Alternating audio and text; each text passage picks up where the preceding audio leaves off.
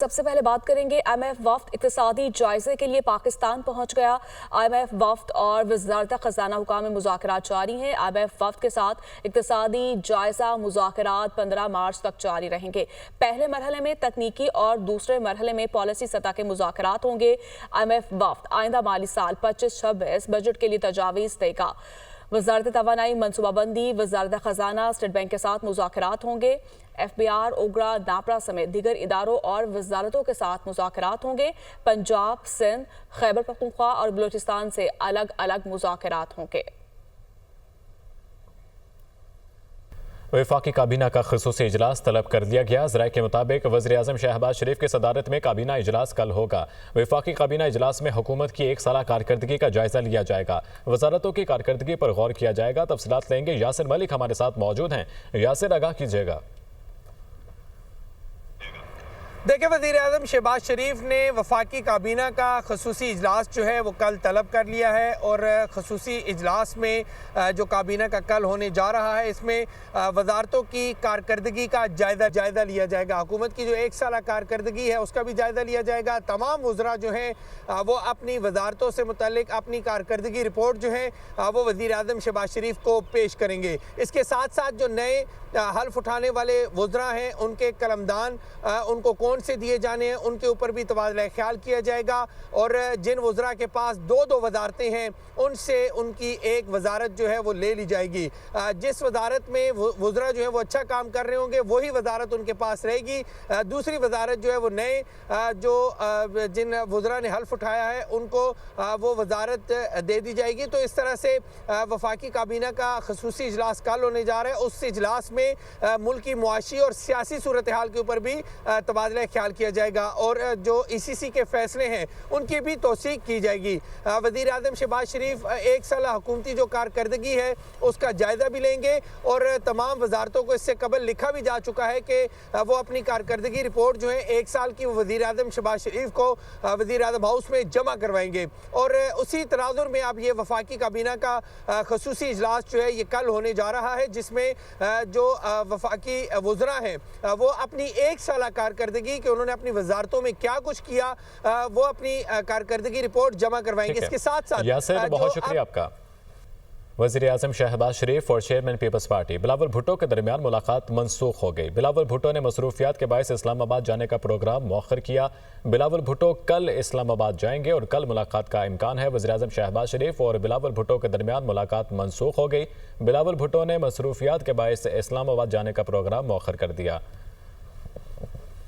वज़ीर-ए-आज़म शहबाज शरीफ ने export facilitation scheme के खिलाफ शिकायत का नोटिस ले लिया। वज़ीर-ए-आज़म ने स्कीम में तरमीम और इस्लाहात के लिए आला सतह कमेटी तश्कील दे दी। नोटिफिकेशन के मुताबिक वफाकी वज़ीर मनसूबाबंदी एहसन इकबाल कमेटी के कन्वीनियर होंगे।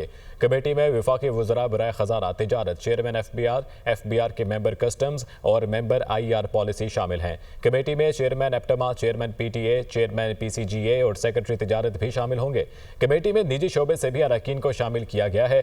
कमेटी स्कीम में तब्दीलियों का तयन करेगी। कमेटी एक्सपोर्ट से फैसिलिटेशन स्कीम की जानिब से मकामी मसनूआत के मुकाबले में दरामदी अशिया को दी जाने वाली मुबैना रियायत का जायजा भी लेगी। कमेटी मुजव्वज़ा तब्दीलियों के मकामी मैन्युफैक्चरर्स पर होने वाले असरात का जायजा भी लेगी। सुप्रीम कोर्ट में फौजी अदालतों में सिविलियंस के ट्रायल के फैसले के खिलाफ अपीलों पर समाअत कल तक के लिए मुलतवी। जस्टिस जमाल मंदोखेल ने कहा सेक्शन 94 का इतलाक उन पर होगा जो आर्मी एक्ट के ताबे हैं। इंसदाद दहशतगर्दी अदालत के फैसले के बाद मुल्ज़मान आर्मी एक्ट के ताबे होंगे। इंसदाद दहशतगर्दी अदालत कमांडिंग ऑफिसर की दरखास्त मुस्तरद भी कर सकती थी। जस्टिस हसन अजहर रजवी ने इस्तफसार किया, क्या कमांडिंग ऑफिसर की दरखास्त में हवालगी की वजूहात बताई गई हैं। इसी पर मजीद बात कर लेते हैं। हसीम मलिक हमारे साथ मौजूद है। जी हसीब, आगाह कीजिएगा। जी बिल्कुल, फ़ौजी अदालतों में सिविलियंस के ट्रायल के फैसले के खिलाफ अपीलों पर समाअत कल तक मुलतवी कर दी गई है। 7 रुकनी ये बेंच था जो कि जस्टिस अमीनुद्दीन खान की सरबराही में समाअत कर रहा था। सिविल सोसाइटी के जो वकील थे फैसल सदीकी, उनकी जानिब से आज दलाइल का आगाज़ किया गया। समाअत के दरमियान में ये जस्टिस अमीनुद्दीन खान की जानिब से रिमार्क्स दिए गए कि आज ब्रेक नहीं करते और अपने आप जो दलाइल हैं वो कंटिन्यूस जारी रखें और कोशिश करें कि आज दलाइल मुकम्मल कर लें, जिसके ऊपर फैसल सदीकी की जानिब से ये अदालत से इस्तदा की गई कि समात में जो है वो वक्फा कर लिया जाए ताकि थोड़ा सा मुझे भी रेस्ट मिल जाए, जिसके ऊपर जस्टिस मुसर्रत हिलाली की जानिब से ये रिमार्क्स दिए गए कि क्या आपका रोज़ा नहीं है, जिसके ऊपर उनकी जानिब से बताया गया इसी वजह से ब्रेक का कह रहा हूँ। अगर समात के हवाले से अगर बात की जाए तो समात के आगाज़ पर जस्टिस जो फैसल सदीकी थे उनकी जानिब से ये दलाइल में कहा गया कि 105 मुलज़मान का मिलिट्री ट्रायल के लिए सिलेक्शन कैसे हुई, ये असल सवाल ये नहीं है। असल सवाल ये है कि कानून इजाज़त देता है और कैसे देता है। तो ये जो आज ये समात हुई है, समात को कल तक मुलतवी किया गया है। फैसल सदीकी जो है कल भी अपने जो दलाइल हैं वो दलाइल जारी रखेंगे और 7 रुकनी बेंच जो है वो आज उसने समात की है। जी, मुस्तफ़ा आमिर के अगवा और कत्ल केस के मुलजिम अरमगान पर 11 मुकदमात के इंदराज का इंकशाफ। मुलजिम अरमगान अपने खिलाफ दर्ज 11 में से 2 मुकदमात में सुलह भी कर चुका है। अरमगान 2019 में साहिल थाना में दर्ज मुकदमे में सुलह की बुनियाद पर बरी हो चुका है।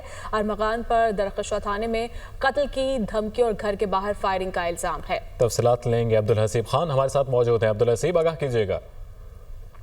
के मरकज़ी मुलज़िम अरमगान के खिलाफ मजमूई तौर पर अब तक 11 मुकदमात जो है वो सामने आ चुके हैं और मुख्तलिफ पुलिस स्टेशन और मुख्तलिफ नौइयत के मुकदमात हैं, जिसमें बात की जाए तो 2 मुकदमात ऐसे हैं जिनमें कंप्रोमाइज़ की बुनियाद पर मुलज़िम अरमगान जो है वो बरी हो चुका है। 2019 का साहिल थाने का एक मुकदमा है जिसमें धमकी देने का जो है वो मुकदमा था। इसके साथ साथ दरख्शां थाने में वाटर टैंकर के ऊपर फायरिंग की थी मुलज़िम की जानिब से, जिसका मुकदमा दरख्शां थाने में दर्ज था। ये 2 मुकदमात हैं में मुलजिम की जानिब से कंप्रोमाइज़ किया गया और इस कंप्रोमाइज़ की बुनियाद पर मुलजिम अरमगान जो है वो बरी हुआ। इसके साथ साथ गिजरी, दरख्शां, साहिल और जो दीगर थाने हैं यहाँ पर भी जो है वो मुख्तलिफ जो है वो दफ़ात हैं। दफ़ात के तहत मुकदमात जो हैं वो दर्ज हैं, जिसमें से एक थाना बोर्ड बेसन की FIR है जिसमें मुलजिम अरमगान जो है वो इश्तिहारी करार दिया जा चुका है। वो FIR वकील को जो है वो टेलीफोन पर धमकी देने और जान से मार देने की धमकी देने का जो है वो मुकदमा था, जिसमें जो मुलजिम अरमगान है वो जो है वो इश्तिहारी करार दिया जा चुका है। इसके साथ साथ गिजरी थाने में एक FIR है जिसमें जो है वो शहरी को घर बुलाकर तशद्दुद किया गया था और उसके साथ साथ गाड़ी भी जो है उसकी जब्त कर ली गई थी। तो इस मुकदमे में जो है वो मुलजिम अरमगान के प्रोडक्शन ऑर्डर जारी किए गए हैं और 15 मार्च को जो है वो मुलजिम को अदालत के रूबरू पेश करने का हुक्म दिया है। इसके साथ साथ 2 मुकदमात जो कि मंशियात के हैं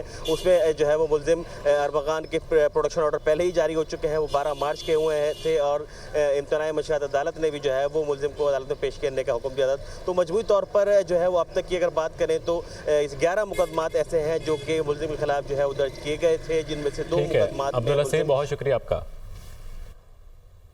कराची में पुलिस और कार सवार खातून में तल्ख कलामी का वाक़या। DIG साउथ असद रजा के मुताबिक वाक़या गुज़श्ता रोज़ थाना दरकशा के हदूद में पेश आया। खातून की गाड़ी के शीशे काले होने पर रोका गया। पुलिस एहलकारों के रोकने पर खातून ने बदतमीज़ी शुरू कर दी।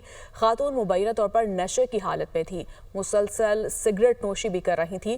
खातून DSP को बुलाकर सूरत हाल को काबू किया गया। खातून की गाड़ी शेर बहादुर खान खटक नामी शहरी के नाम पर रजिस्टर्ड है। गाड़ी के हवाले से एक्साइज पुलिस को खत लिखा जाएगा। वाक़े की मज़ीद तहकीकात की जा रही है जिसकी रोशनी में कार्रवाई की जा सकती है।